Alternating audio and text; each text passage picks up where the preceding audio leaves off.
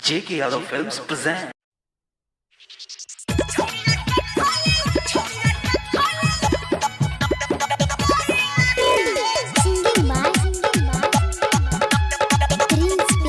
JK Yadav Films. है पहिला जमाना 2 इंच के सब भेलै दीवाना। और प्यारो मतलब है पहिला जमाना 2 इंच के सब भेलै दीवाना। कोई न चाहे छ दिल लगाइला रे छौरा सब खाली प्यार करै छौ छौरिया सब कहैला रे। छौरा सब खाली प्यार करै छौ छौरिया के खाली लैला रे।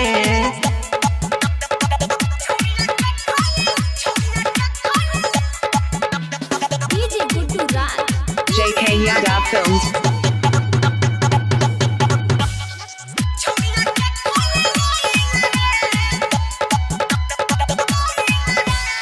छौरी भेटाबै छै छौरा के जबा जबा छौरा रखै खाली लेबै से मतलब। छौरी भेटाबै छै छौरा से जबा जबा छौरा रखै खाली लेबै से मतलब। मोहब्बत के जैसे न कोइयो चाहै छै आइ काल के छौरा सामान्य या है छै। चाहे भी हो बात कहैला रे छौरा सब खाली प्यार करै छौ छौरिया सब कहैला रे। छौरा सब खाली प्यार करै छौ छौरिया के खाली लैला रे।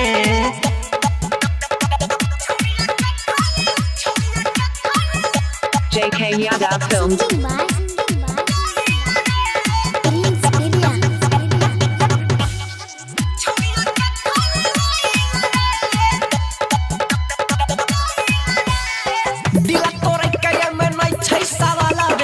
सिल तोड़ैले छौरा रहै छै बेहाला रे।